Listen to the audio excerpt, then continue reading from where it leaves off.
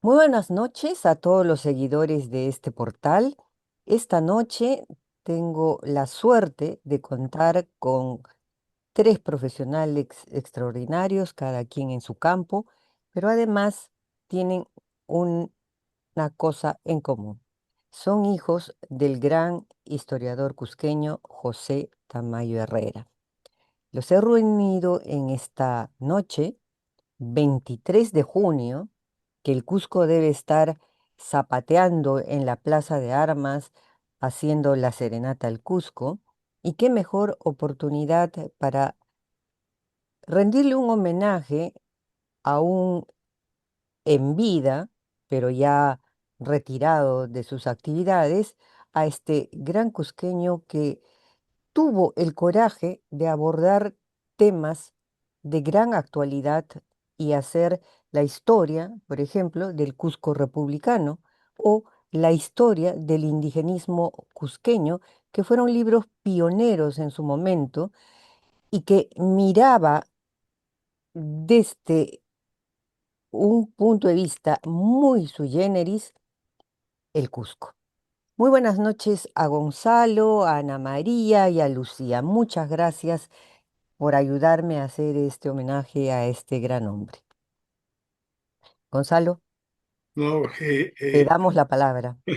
gracias a ti, Pati, y sobre todo por recordar a mi padre. No es la primera vez que lo haces Sí. y eso creo que lo apreciamos mucho. Y Así es, Pati. tú has mencionado dos obras de mi papá, y disculpa la emoción, pero a Em, veces es... Todos estamos emocionados porque lo amerita. y mira, eh, mi- viendo hacia la distancia la historia familiar, y esto lo recoges tú en la entrevista que le hiciste a mi padre y que él te la dijo directamente, creo que él logró su desarrollo intelectual cuando se desligó del Cusco. Y al desligarse del Cusco, entre contacto con especialistas en historia, como Jorge Basadre o un personaje como Luis Valcárcel, digamos, muy metido pues en todo el movimiento indigenista de principios de siglo, sobre todo en el caso de Basadre, y él decía mucho que había leído y había aprendido el análisis histórico de la escuela francesa, de los anales, y saliendo de los moldes típicos de la historia tradicional y mirando procesos, mirando la sociedad, mirándose a sí mismo, ¿no? Entonces, creo que en su obra es muy importante este proceso que viene de estudios iniciales de filosofía y derecho, porque mi papá era abogado también, o es abogado también. Hizo su doctorado en filosofía y progresivamente se desplaza la historia de las ideas, la historia de la sociedad, la historia social, ¿no? La historia de la transmisión oral. Y mirado a la distancia, probablemente pues Historia Social del Curso Republicano, que fue publicada pues en la segunda mitad de los 78. 70s, claro. Yo recuerdo mucho incluso cuando en la familia él veía la carátula y diseñaba la carátula, y aquellos que vean esa foto efectivamente, qué bueno que lo tienes, ahí La si te das primera cuenta, edición.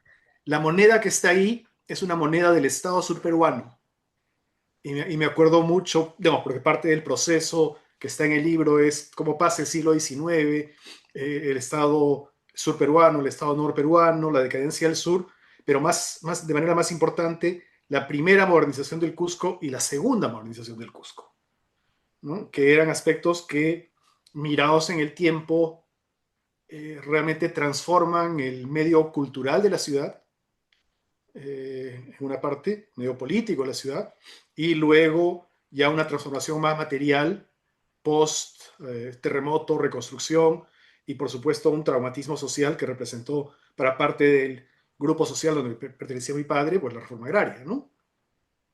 Así es. Y yo lo quiero dejar ahí para no monopolizar y que de repente seguramente mis hermanas pueden complementar. Así es. Bueno, vuestro padre no solamente ha sido un hombre de letras, ¿no? Ha sido un servidor público, como lo acaba de recordar Gonzalo, Sin embargo, también ha sido político y ha ejercido una actividad política muy importante. Fue presidente del Centro Federado, tuvo unas luchas muy importantes, perteneció a la socialdemocracia, si no recuerdo mal. Entonces me gustaría que aborden, a ver, esas diversas etapas de este hombre tan polifacético. Si me permites, Bueno, en por Breve supuesto. Historia de un historiador, Un él, ensayo de él ego historia. desarrolla, ¿no es cierto? Sí, sí, él desarrolla su vida universitaria, ¿no es cierto? Y algo que recuerdo de esa parte del libro, refiere a cómo, digamos, la efervescencia que se vivía allí, la asistencia a las clases era libre, él plantea, pero había mucha efervescencia política, ¿no? Y el microcosmos del Perú que él conoció, en este caso, en la experiencia en el Cusco y después cuando fue dirigente universitario y tuvo como representante universitario de San Antonio Abad en otros foros universitarios mayores, ¿no? Pero creo que allí se gestaron, digamos, los primeros ejercicios políticos de figuras tan notables como Valentín Paniagua Corazao, ¿no? Presidente transitorio, ¿no? Yo tuve la suerte de que fue mi profesor en Derecho Constitucional, Valentín Paniagua Corazao. Y, y creo que esas escaramuzas políticas, ese fragor político de la vida universitaria por ejemplo, claro, en esa universidad efervescente habrá sido muy intenso, ¿no? En su contexto. Y, y creo que esa posibilidad de diálogo con, por ejemplo, con sus compañeros puneños, él lo relata, le ayudó después a investigar y desarrollar y admirar Puno. Entonces, mi papá era un hombre abierto a las personas, curioso, conversador, y se abría, ¿no? A todos. Eso creo que esa parte de su curiosidad le ha ayudado mucho en su vida intelectual. Sí, seguramente, ¿no? Una curiosidad innata, pero también un hombre de debate. Le gustaba la polémica, Totalmente, cuando tú mencionas esto de sus intereses políticos desde la juventud universitaria, habiendo sido presidente, vicepresidente de un congreso universitario, me acuerdo, en los 70, después, por supuesto, tuvo algunos problemas políticos en la universidad que generaron en parte su alejamiento de la Universidad del Cusco. Recuerdo que en algún momento él estuvo vinculado al PPC. eh, lo acompañamos tratando de hacer sus pininos en una campaña política, trató de ser congresista, pero digamos, si bien fue un hombre político en el sentido de buscar que el interés público sea un motor de la agenda política y que vaya en el sentido del bien común, nunca tuvo la posibilidad de tener un cargo representativo. Creo que más allá de haber sido, creo que regidor en regidor, algún momento, regidor, en los creo que 60. Claro, su único cargo cargo electivo, elegido. sí, Claro, cargo como, electivo. claro, cargo elegido porque ahí un poquito dentro entro yo porque, claro, como gestor público sí entró fue 2 veces director de la Biblioteca Nacional, ¿no? Por supuesto. Estuvo primero en el primer gobierno de Belaúnde, me parece que fue entre el año 81 y el año 83. Una época muy agradable en la que disfrutó mucho la dirección de la biblioteca, ¿no? Era un cargo que le caía a pelo, Pero ¿no? estaba como pez Como en pez el en el agua. agua, como pez en el agua. Pero 10 años después, también vuelve a ser director de la Biblioteca Nacional en un contexto en el que el Perú era otro, ¿no? El año 91. Ya era, digamos, inicios de los 90 y era un contexto también de mucho terrorismo, muchas entidades públicas también estaban de alguna manera, de alguna u otra manera tocadas, ¿no? También por Sendero. Y esa época sí fue una época muy difícil, digamos, ¿no? Para dirigir una institución pública, ¿no? Y obviamente no solamente para mi papá, por supuesto, sabemos todos los servidores del Poder Judicial, ¿no? Del Poder Ejecutivo, cuántas muertes y cuánta presión. Entonces, esa época yo la recuerdo mucho, pero sobre todo porque si bien él tenía muchos planes para la biblioteca, era una época muy complicada, ¿no? Muy complicada y bueno, después viene el tema este, del golpe, etcétera, entonces ya deja la biblioteca. Pero, eh, pero fue una época La biblioteca le tenía mucho cariño y hay una obra, un libro de mi papá acerca de la situación y el futuro de la Biblioteca Nacional, ¿no? Un libro que, digamos, ha quedado ahí un poco en el olvido, quedó un poco en el olvido luego, posteriormente, pero en el que quiso volcar la experiencia que había tenido y como era tan curioso y además era un hombre que buscaba experiencias de otros países, él viajó durante esa gestión a diferentes países para recoger muchas experiencias, lecciones aprendidas y poder aplicarlas, ¿no?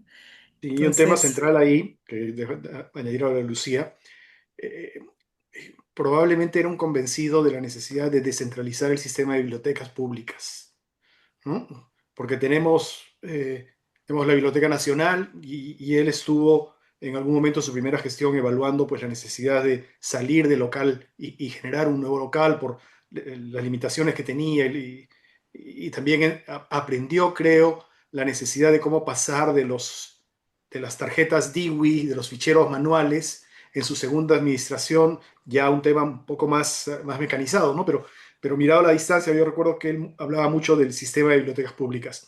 Pero tocando otro tema que complementa lo que dijeron mis hermanas, había este interés político de toda la vida de mi padre, que creo que más ha trascendido a la familia, porque en general mi familia vive mucho la política, o sea, no podía faltar la discusión política en la cena, la lectura de revistas políticas, programas políticos, era una cosa bastante frecuente, pero mi papá siempre ha sido un hombre universitario, ¿no? Y toda su vida ha sido un hombre universitario. Es cierto, Académico.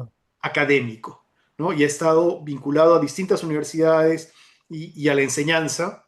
Y acá en Lima probablemente se expandió más en temas de enseñanza en historia del Perú, y encontró en la Universidad de Lima un, Un eh, espacio, ¿no? sí, sí, sí, un espacio donde incluso en algún momento la Universidad de Lima exploró la posibilidad de tener una facultad de historia que se creó, Y, pero y creo que fue profesor de la escuela de historia correcto, así correcto. es, en así la de es, Lima, ¿no?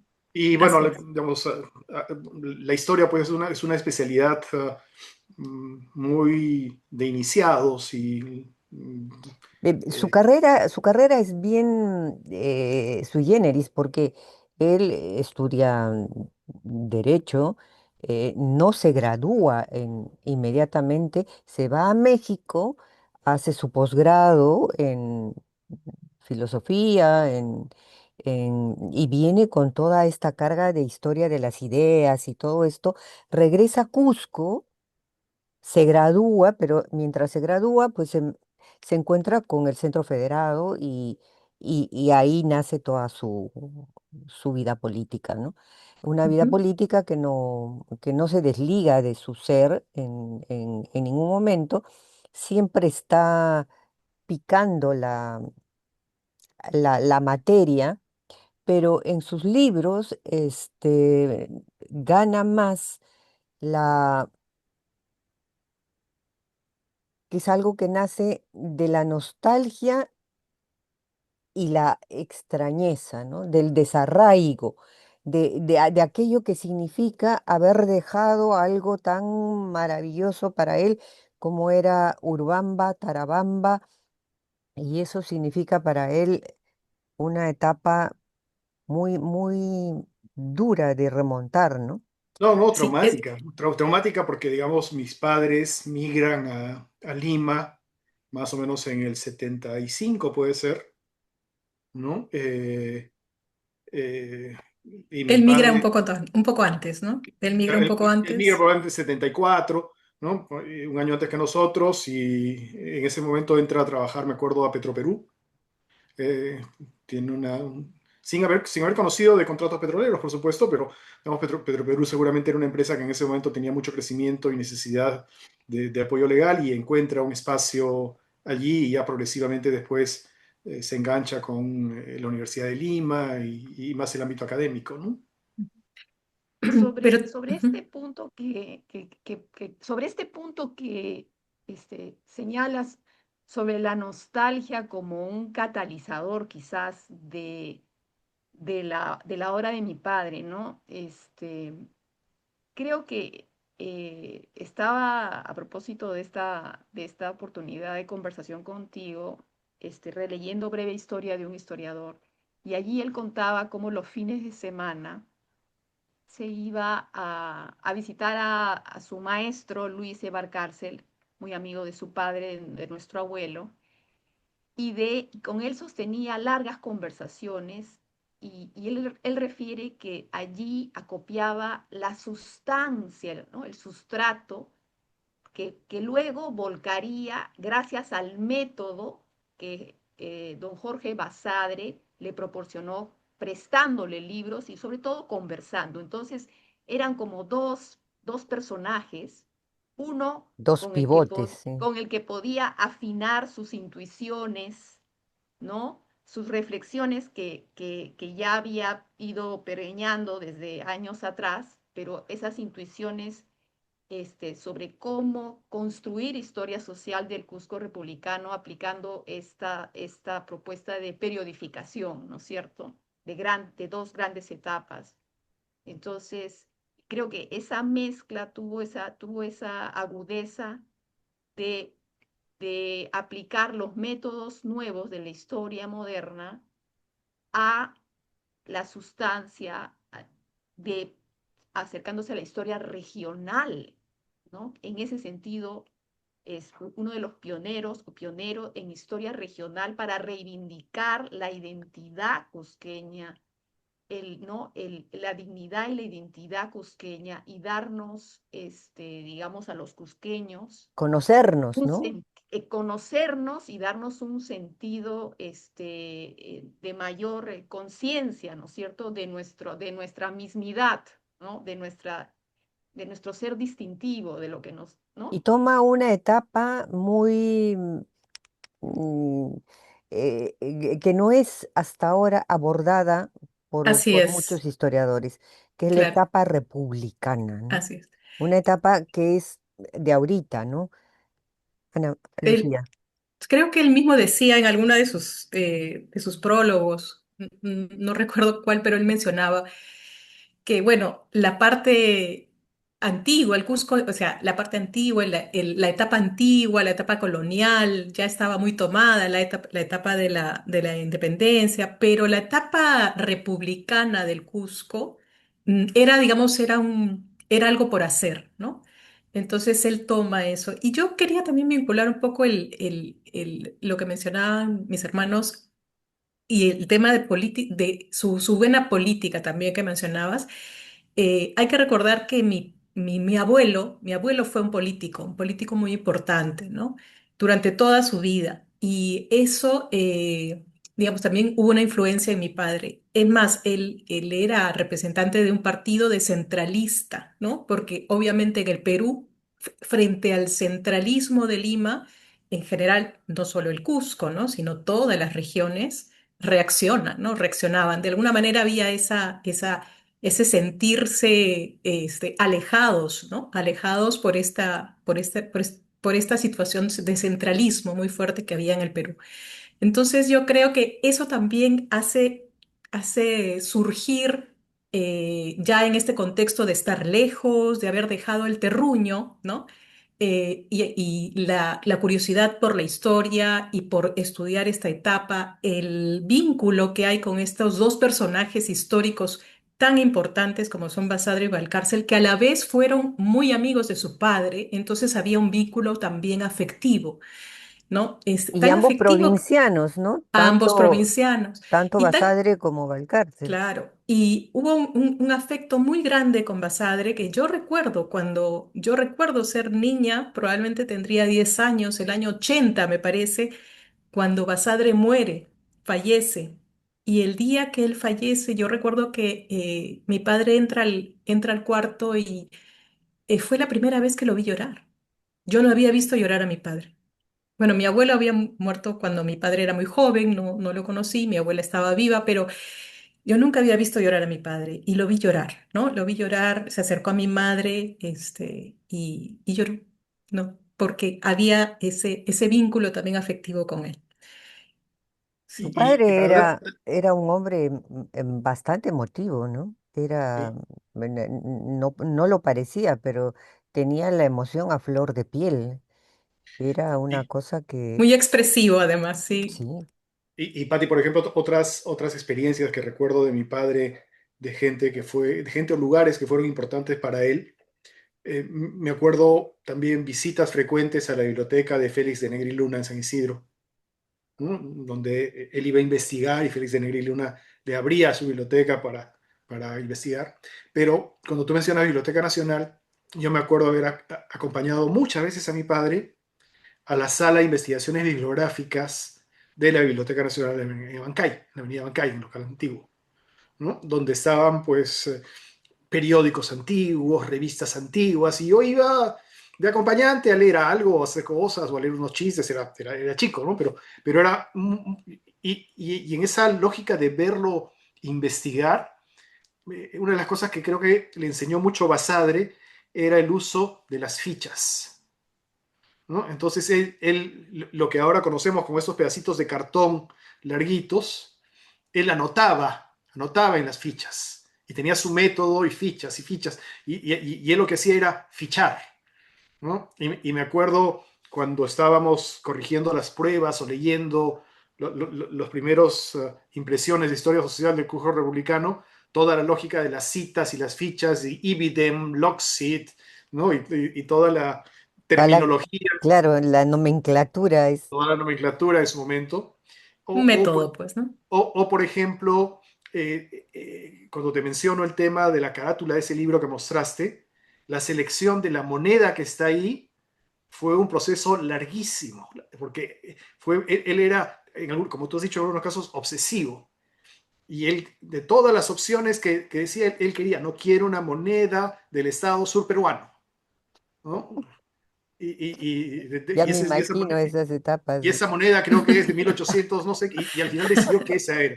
Y luego, si ves varios de sus libros, también en Historia Social del Colegio Republicano, hay fotos de época, ¿no? A mí me llama mucho la atención esa foto de la Plaza de Armas, ¿no? Que está en varias ediciones, donde es una foto pues de 1910 de la Plaza de Armas, donde el centro de Cusco no tenía desagüe, no tenía saneamiento. Sí. Era, ¿no? Yo Así es. guardo hasta notas de tu padre, Ay, qué Qué lindo. hasta lindo. notas. Que me dice, mi querida Patti, te envío esta entrevista corregida. Le he aumentado esto. Corregida y aumentada. Sí, Sí, sui generis, ¿no? es un personaje. Obsesivo. ¿No? Sí. Pero, sin Y en ese tema, embargo, sí, discúlpame, y en ese tema de sui generis, ¿no? Él también tuvo su etapa de divulgador histórico con sus compendios de historia del Perú, que estaban más diseñados pues para colegio, para cursos universitarios. Y varios de sus libros para nosotros son como símbolos, porque fueron editados varias veces. Historia Social del Curso Republicano creo que tuvo 3 ediciones. 3 ediciones y la última se llamó Historia Social, Regional Regional, del Cusco regional. Republicano. ajá, Ujú. sí, Sí. tuvo Sí, tres sí, sí, sí, ediciones. sí. El compendio se editó varias veces y una de sus cosas un poco más recientes y novedosas y en algunos casos hasta polémicas con amigos o familias cusqueñas fue Las élites cusqueñas. Uh. Así es. También el libro de Egohistoria, Sí, claro, Yo me acuerdo que le hice la entrevista desde Cusco porque no quería ir a Cusco porque lo iban a linchar. Ese libro trajo cola. totalmente. Porque era un libro de egohistoria, ¿no? Y Sí. contaba lo suyo, lo ajeno y lo que había vivido, ¿no? Pero me acuerdo que yo estaba trabajando en ese momento en Radio del Sur, hacíamos el programa noticioso de mediodía y la única forma fue hablar por teléfono porque no podía ir a presentar el libro a Cusco. A mucha gente le cayó, pero él era así, ¿no? Provocador, Era provocador. Y ahora era sí, provocador. y ahora que mencionas la egohistoria, sí, a mí me gustaría señalar, por ejemplo, que como historiador, digamos, y como intelectual, era, y bueno, como mencionaron también, era un hombre tan curioso y era un hombre que le gustaba innovar, ¿no? Sí. Innovar y estaba muy atento, por ejemplo, a las novedades metodológicas. Y la egohistoria era eso, en esa época era una novedad, ¿no? Una novedad que se hacía, lo hacían historiadores europeos, y entonces él vio esa oportunidad para también, ¿no? Para sacar toda esa experiencia, pues, Sí, sí, toda me esa acuerdo, experiencia, digamos, y toda esa experiencia personal, ¿no? Y esa claro. experiencia personal y volcarla, digamos, también a través de este libro, sí. Ahí me trae, lo voy a leer en español porque el quechua lo pronuncio muy mal, que es ese poema que tiene al melocotón ojo morado, Ah, que dice precioso. mucho de lo que piensa sobre el Cusco y los cusqueños, ¿no? Melocotón ojo morado, melocotón ojo morado, melocotón ojo morado, duraznito de Urubamba, tu cara es siempre rosada, pero tu corazón negro. Tú eres como mi gente, como los hijos del Cusco, lengua dulce, corazón amargo, y habla siempre mordiendo con la lengua a tus hermanos, matándolos cada día. Melocotón ojo morado, melocotón ojo morado, duraznito de Urubamba, olvida ese modo de ser y quiérelos de una vez a tus paisanos hermanos. Vuelve ya en ti, duraznito, pon rosada tu negrura. Mm. Esa dualidad, Patricia, yo creo que Interesante. es como ahorita que tú, y mil gracias que lo has leído, porque este, ese libro, ese de Tarabamba, Chana Harawi, el último Harawi por Increíble. Tarabamba, ¿no? Entonces, que tiene la mitad, o sea, digamos, la mitad del libro está en castellano y la otra mitad son los poemas en quechua, ¿no? Y Yo tengo solo una fotocopia del libro. y él decía, o creo que lo tiene ahí escrito en el prólogo, que ese libro nace porque no me acuerdo qué personaje denigró el quechua como un idioma capaz de generar poética, ¿no? De generar, y entonces él, creo que en un sentido de dignidad y de reivindicación del quechua, escribió en quechua, ¿no? Y él nos contaba que hay una anécdota muy bonita de cómo aprendió el quechua a la par que el castellano, que tenía que dar un examen de ingreso al Colegio La Salle, y dice que el maestro a los 5 años, creo, le muestra una lámina de una palomita. Entonces le pregunta, ¿acá qué ves? Y mi papá contesta, chuchiquitos, ya, contestó, ¿no? Entonces él nos contaba, yo me acuerdo de esa historia, para decirnos cuán impregnado estaba el quechua en su ser. Y, y esa dualidad que creo que está expresada en ese poema es parte creo que parte de la identidad. Sí, bueno, es él, ¿no? O sea, yo siento mucho en su obra, en la introducción de este libro, Ujú. que es Historia del indigenismo cusqueño, siglo XVI al XX. O sea, es una obra súper interesante que me gustaría que fuera más estudiada, más leída. En su introducción, en su prólogo, él dice, yo me encontré un día leyendo una revista universitaria y de repente me doy cuenta que mi deseo de universalismo es, voy a parafrasear, ¿no? Es tonto. Mm, Cuando tenemos todo esto tan rico acá y no me había dado cuenta. Eureka, lo escribe así, tal cual. Y, y bueno, pues este libro nos habla de un sentimiento que lo arrastramos y lo vivimos, del cual creo que en esta época se ha hecho más evidente, porque ahora si tú vas al Cusco, lo hispánico ha quedado de modé y lo inca es lo que representa el sentir cusqueño, ¿no? Ya muy poca gente se dice, incluso se está instaurando nuevamente el día de la conquista, se está recordando el día de la conquista española, que antes era Ujú. un tabú. Entonces ha cambiado la historia y hay gente que se está sintiendo hastiada del incaísmo o del regionalismo, ¿no? Entonces tenemos que encontrarnos un poco en la balanza y creo que leer a tu padre en estos días, estudiar estos temas, ponerlos con una visión no, no chauvinista, ¿no? Porque nunca fue chauvinista, dice mucho de esa manera de hacer historia. ¿No? Y una forma como él se sintió, yo te diría, reconocido, fue con el tipo de relación personal que entabló con Daniel Estrada, ¿no? Sí. Y quien no solamente fue muy cercano, fue amigo personal de él, había por supuesto diferencias políticas, pero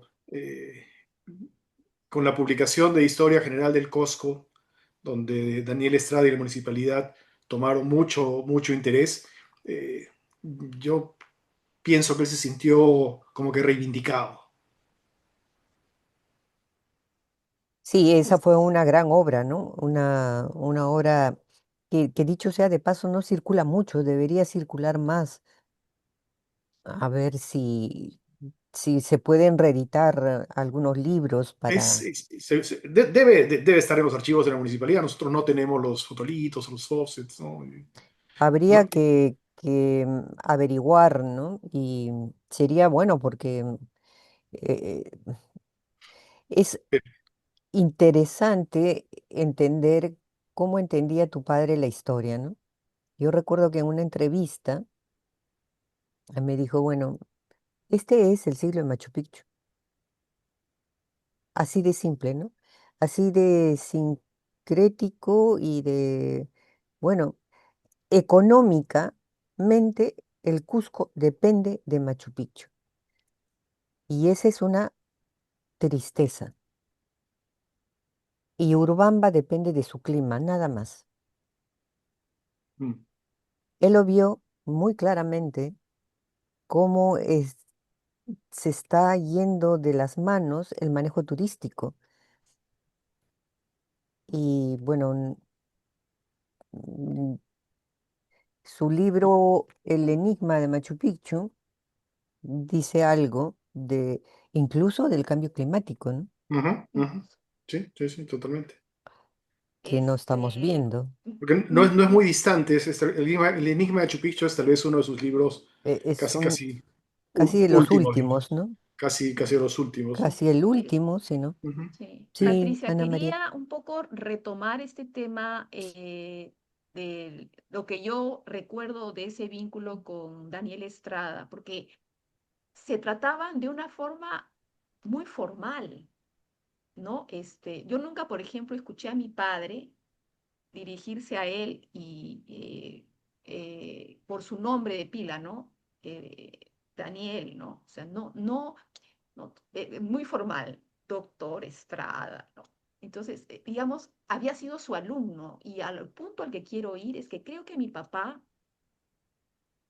digamos, ha generado una influencia en un conjunto de jóvenes, jóvenes universitarios, de profesionales en diversas ramas en la universidad que se han desempeñado en diversos, digamos, en diversas vetas, ¿no? La política, la antropología, la difusión cultural, y que creo que eso está cosechando. Inclusive ahora último se ha creado, por ejemplo, un círculo de estudios sobre filosofía cusqueña y han mostrado interés en la reedición de su fenomenología de la creación poética, en sus primeras obras y en sus apuestas. Entonces, es la influencia que él ha tenido en la universidad en el Cusco, ¿no? Por ejemplo, el antropólogo, el profesor Rosano Calmo, es uno de ellos. No sé si tú has sido su alumna, no sé si tú has sido su alumna, No, nunca he sido su alumna. pero Hemos sido más amigos que profesor y alumna, pero yo he aprendido mucho, mucho entrevistándolo y conversando con él. Tú claro, sabes que conversando. una cualidad que tenía tu padre era recibir a gente joven que quería conversar con él. Era tremendamente conversador, y entrando ya a temas Tremendamente conversador. más de anécdotas familiares, o sea, los almuerzos, sobre todo fines de semana, o reuniones familiares extensas, tú lo escuchabas contar historias, relatar, ¿no? Inacabable, inacabable. O una gran habilidad para improvisar y una facilidad de palabra envidiable. Magníficas, Ninguno magníficas. de nosotros tres le ha sacado esa habilidad. Y quisiera también compartir o destacar que mi padre tenía un espíritu amplio, porque él ha enseñado en diferentes universidades en Lima, ¿no? En universidades Inca como la de Lima, Garcilaso, pero la en la de Lima, Garcilaso, en la Católica, La ¿no? UNIFE, En la UNIFE. Entonces, digamos, eso le ha permitido siempre un contacto con estudiantes de diversas experiencias sociales y económicas. y Y eso también jóvenes, ¿no?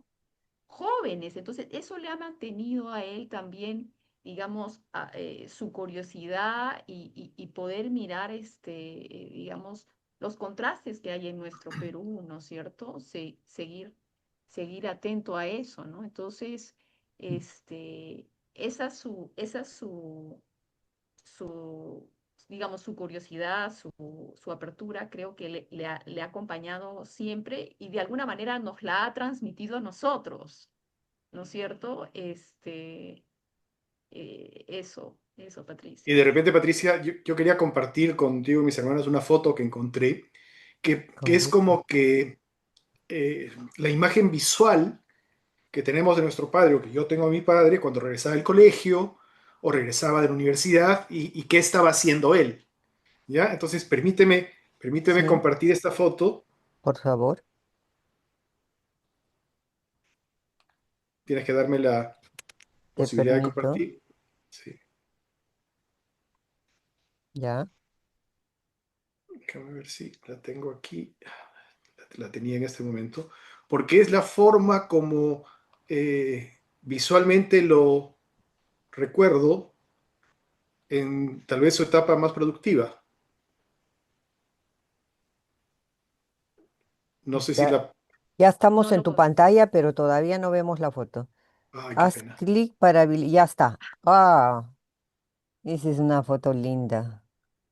Y debe estar corrigiendo algunas pruebas o exámenes de la universidad, ¿no? Está con su lapicero rojo. En algún momento comenzó a usar tirantes, porque mi papá siempre estaba excedido de peso por naturaleza, era su físico. ¿No? Y siempre o con un texto o corrección de pruebas en el costado, o pruebas de un libro nuevo que estaba sacando, o correcciones de exámenes. eh, pero esa foto a mí me encanta porque lo ves muy risueño, ¿no? Sí, Vivaz. Era vivaz, vital. Era un Totalmente, hombre vital. sí. sí. Sí, Y escribía en Gracias la gracias por cocina, permitirme compartir. qué sí, ocurrencia.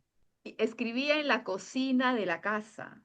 Lo Tenía el siguiente. escritorio, ¿no? Tenía el escritorio, pero el escritorio no lo usaba. O sea, ponía sus libros y qué sé yo, pero él ha escrito Historia Social del Cusco Republicano y todos sus libros, hasta, digamos, en la casa, en las gardenias, en la cocina, sobre la mesa del comedor de diario, digamos, ¿no? Y atrás del comedor de diario había un mueble donde ponía sus cajas con fichas. Y me acuerdo que no eran las modernas fichas que hay ahora. Él las imprimía en papel bulky las fichas. Iba a una imprenta en Surquillo, íbamos, mandaba, hacía su formato y su impresión. Hay una pequeña anécdota que quiero contar. Dale. este, Separaba sus fichas en cajas de cartón. Y una vez había habido una confusión y no sé cómo así, dos cajas de cartón las habíamos colocado en la lavandería. Teníamos una perrita que se llamaba Chilena y la Chilena había hecho revolución y había roto. Hemos utilizado con el cinta scotch para pegar las fichas. ¿Y ¿No? De esas hay varias, de esas hay varias. por qué le encantaba escribir en la cocina? Porque tenía algo que picar cerca, seguramente. Yo me acuerdo que en la mesa tiraba las fichas, ¿no? Y tenía su máquina de escribir, porque estamos hablando pues de época precomputadora, Obvio. ¿no? Entonces tenía su máquina de escribir y me imagino que conforme ordenaba las fichas iba Iba editando, claro, produciendo. produciendo. Sí, o sea, es recordarlo en dos espacios sobre todo, ¿no? Me acuerdo que en la cocina mientras escribía su máquina de escribir, pero ahora que mencionaba a Gonzalo, cuando uno regresaba del colegio, yo subía las escaleras y era encontrarlo, por ejemplo, sentado leyendo, siempre con un libro en la mano, siempre con un libro en la mano, pero probablemente con el televisor prendido. Y es algo que yo, por ejemplo, nunca he podido hacer, ¿no? O sea, yo no puedo leer y tener el televisor prendido. O sea, yo me desconcentro, ¿no? O veo la televisión o leo. Pero él era capaz de estar lo más concentrado en su lectura y a la vez tener el sonido de la familia, los hijos que pasaban, el perro que ladraba. Pero él era capaz simplemente de concentrarse de esa manera, ¿no? Lo entiendo Sí, sí, totalmente. sí, sí. Es Ahora, un tema que me permite que no lo hemos comentado mucho, lo comentó Lucía, María, creo que o sea, mi papá, por supuesto, se sentía muy cusqueño y ha escrito mucho, ya focalizado en Cusco, pero también seguía mucho Puno, ¿no? Eh, Ha escrito digamos, sobre Puno. y ha escrito bastante sobre Puno, habiendo escuchado cosas en la casa, me acuerdo del grupo La Icacota, Gabriel Churata, las insurrecciones en Puno, ¿no? También como parte de, de, digamos, una comunidad indígena con intereses, pues, a veces muy particulares. Y también eso le permitió tener una red cercana de historiadores regionales, y acá me voy a Arequipa, porque mi padre era muy cercano de Eusebio Quirós, ¿no? Que Muy amigo. también desarrolló, y amigo, que también desarrolló historia regional en Arequipa, ¿no? Eusebio ha muerto hace no mucho, ¿no? Y tenían una relación muy cercana, amical, intelectual, y en Puno también mi padre tenía una red de colegas aficionados al indigenismo y a la historia regional, ¿no? Aun cuando eh, él a veces decía los Tamayo viene originalmente de Bolivia y venía su interés por Franz Tamayo, que fue un político boliviano y un poeta boliviano. Y no hemos, más allá de hablar del último Yarabí de Tarabamba, en sus orígenes en términos filosóficos, su tesis de la fenomenología de la creación poética, digamos, muestra su interés por el desarrollo poético, ¿no? Que también ha sido una faceta que lo ha acompañado más de manera íntima o personal. Sí, creo que su beta poética nunca la abandonó, pero lo ganó la historia, ¿no? Lo Totalmente. ganó. Lo ganó Sí. la historia porque encontró en la historia una manera de resarcir, como, eh, como rearmar su corazón y su razón. Creo que ahí fue donde realmente se descubrió y se curó. Fue una forma de curarse de la nostalgia de haber perdido lo que tanto amaba, ¿no? Y por ejemplo, recuerdo mucho Totalmente. el sentido, digamos, orgullo eh, válido cuando en algún momento visitamos universidades norteamericanas en los 90, íbamos a la biblioteca, veíamos el fichero y yo ya había buscado el fichero y dije, a ver si tienen obras de mi papá acá. Efectivamente las habíamos encontrado y se las mostré. Mira, mira, acá están, ¿no? Y hicimos eso en UCLA, hicimos eso en Stanford, ¿no? Hicimos eso en Berkeley y él estaba pues absolutamente, decía, ¿y cómo han Feliz. llegado acá? ¿Y cómo han llegado acá? Y más recientemente, te diré, pre-pandemia, le mostré en algún momento y le dije, mira tus libros en Amazon, ¿no? Y él decía, ah, ¿quién los tiene? Ah, fulano de tal compra y vende y exporta. Pero veía sus libros ahí y se sentía como que, como tú dices, gratificado, ¿no? Gratificado, sí, Sí. efectivamente. Y también esa visión de la historia, esa manera de abordar, escribir el libro Historia Social del Cusco Republicano y después este libro de Historia del Indigenismo en el Cusco, le valió la incorporación a la Academia de la Historia. Historia Sí, en Lima, ¿no? Una en el año, academia, una academia muy bien Tradicional y cerrada, bien cerrada. tradicional, ¿no? No Muy sí, siendo él conservadora, historiador, no no siendo él siendo el historiador de historiador formación. de carrera, ¿no? de carrera, ¿no? Y Ujú. Sí. eso fue un hito importante para él y para esa institución también, ¿no? Así es. Eso fue en el año, me parece que fue en el año 2010. Pero también algo muy emotivo fue el que le dieran Honoris causa en el el Cusco. doctorado honoris causa en la San Antonio Abad del Cusco, Sí. ¿no? Sí, eso lo Porque fue, emocionó mucho. claro, esa fue mucha emoción y eh, porque haber salido de la universidad, un poco por lo que comentaron, ¿no? Un poco los temas políticos, irse a Lima, pero luego, y desvincularse, digamos, de la universidad, luego ser reivindicado, ¿no? Por su obra intelectual también, fue algo muy, muy emocionante, muy emotivo. Él estuvo muy feliz, sí, sí, sí. Sí, yo creo Creo que fue la que última vez que fue al Cusco, no sí, recuerdo fue qué la última vez que fue la al última Parece que Cusco vez. sí. y yo Sí, recuerdo que me contó tuvo un episodio un poco complicado. complicado de Tuvo que salud, venir de emergencia a Lima de porque se puso Sí. mal. emergencia, Sí. pero confesó su pecado, porque me dijo, es que yo tuve la culpa, pero ¿qué Comió hiciste? de todo. Me tomé 3 cafés y me comí nata y no sé qué y no sé cuál. Ay, Pepe, pero ¿cómo se te ocurre? Bueno, pues si estás en el Cusco, ¿cómo no lo vas a hacer? Me dice. Ya pasó, me dice, ya pasó. Genio y figura, ¿no? Genio y figura. Sí, es verdad, es verdad. Sí, Sí. y gustoso, ¿no? Gustoso, Totalmente. Eso, por supuesto. gustoso. Sí. Increíble. Realmente es un hombre lleno de anécdotas, de una capacidad de improvisación verbal extraordinaria. em,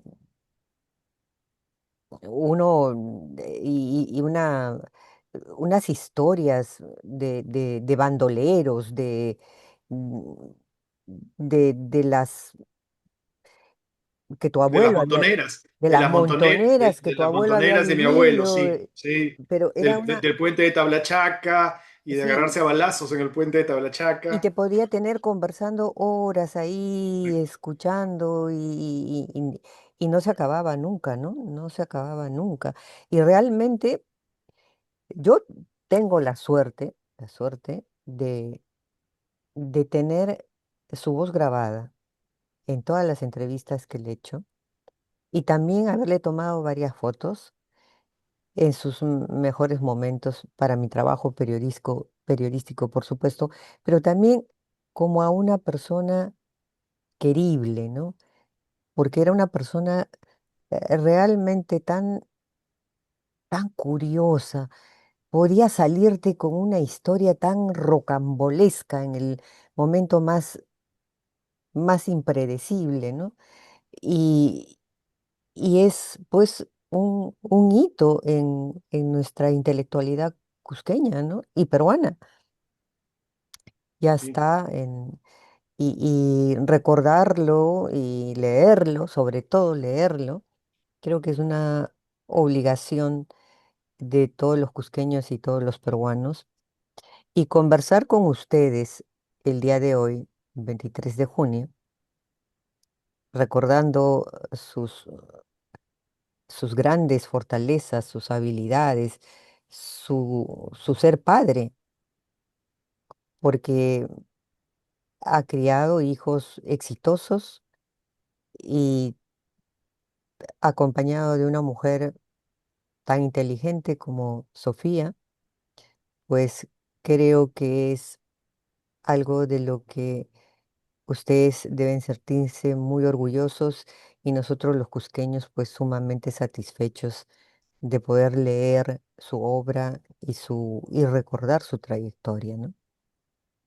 Muchas gracias, Les Patricia. agradezco mucho a ustedes haberse tomado este tiempo de sus agitadas agendas para ayudarme a recordar a este magnífico historiador y este personaje tan sui generis, lo repito, que es el doctor José Tamayo Herrera.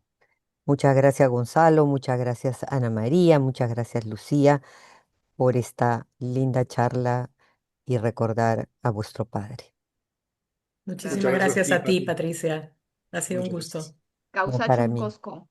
Causache Causacho. un cosco. Que mañana sea un lindo día para todos. Gracias. Así es, igualmente. Un abrazo a vuestra madre y a vuestro padre.